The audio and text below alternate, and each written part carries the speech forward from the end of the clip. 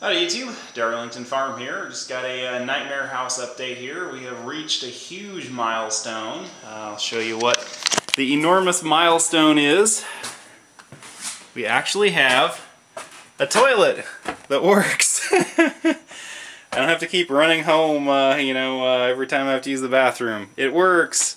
I still need to, finish in the drywall and grout the floor, but actually have a functioning bathroom here. It's another hour or two away from actually flushing there, but it's pretty damn exciting. Let me go downstairs here and I'll show you what I've been up to. Also have plumbing sticking up here through the floor, which is pretty exciting. There'll be another sink over there, but I haven't exactly figured out where it's going to go yet. But let me take you downstairs here and you can see what all I've been up to. A whole lot of plumbing here.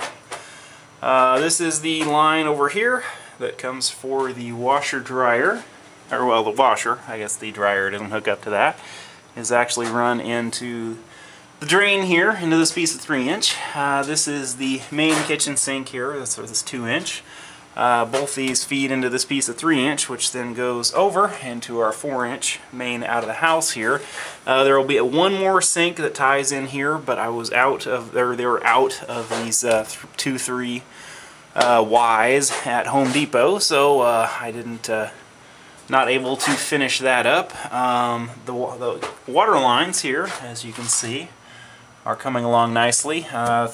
This is the 3/4. I ran 3/4 hot up to the kitchen sink to where I can split off one for the sink, one for the dishwasher. I know it's a little overkill, but I'd rather do it that way than tie off. I split off a half. On the cold water side, I just have a half running up there.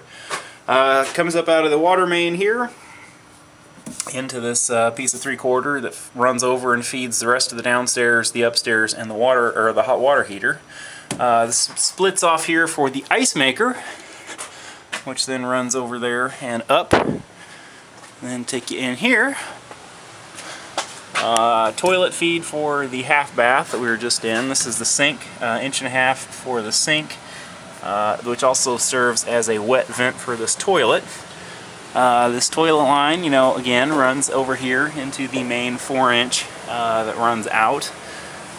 These are going to be what feed the upstairs. I just put some valves on here to where when I'm working on this, I can go ahead and isolate the upstairs. My plan is to just try and finish the downstairs first, and then do the upstairs after that. But I want to be able to turn the water on down here. So I'm just going to go ahead and put these 2 valves on here. And then the PEX will run upstairs there. The other toilet for the downstairs here, I still need to hook up the drain for the shower, which I may do that yet this evening, which is right here, which will tie into right here. This is the sink for the downstairs bathroom right here.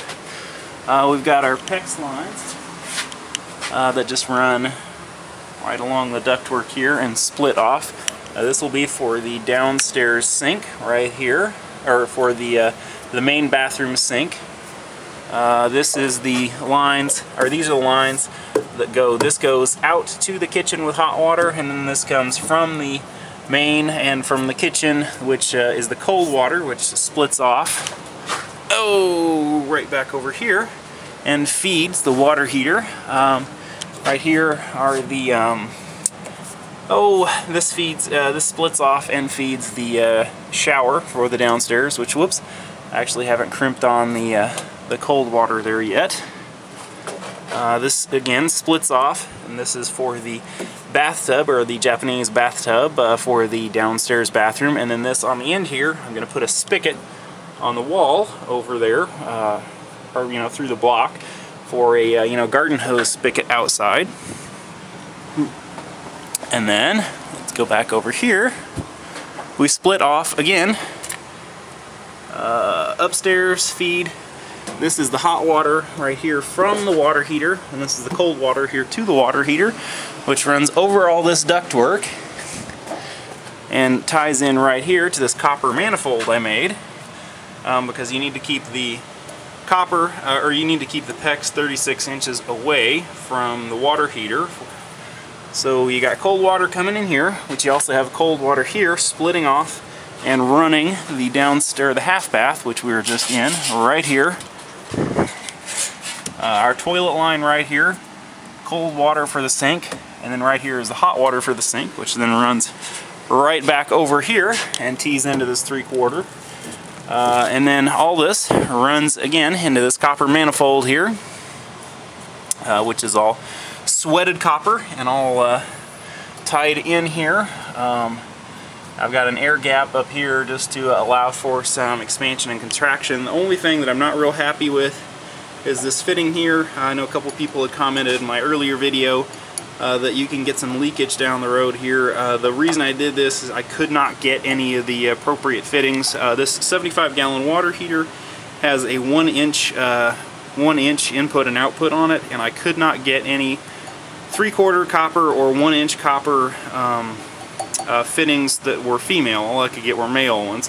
So that is why I did it this way. I'm going to run up to Lafayette probably next week, and I'll see if I can get the proper fitting, and I'll change this out. But that was the best I could do at the time. And again, over here on this side, I still have the same expansion. And that is it for the plumbing. Turn this off here. I'm really excited to actually have gotten it this far. So now all I need to do is finish in the water lines for the upstairs bathroom, and that's it. It's done at that point. So really excited. Yeah, I've not been really good about responding to comments lately. I've been over here working on the house just about, any spare moment that I have. I'm not trying to ignore you or anything. It's just, really busy right now. 12 hours a day over here is not uncommon. Anyway, yeah, thanks for watching. I'm really excited about breaking the 200,000 view barrier. And anyway, yeah, thanks for watching. Click, comment, subscribe.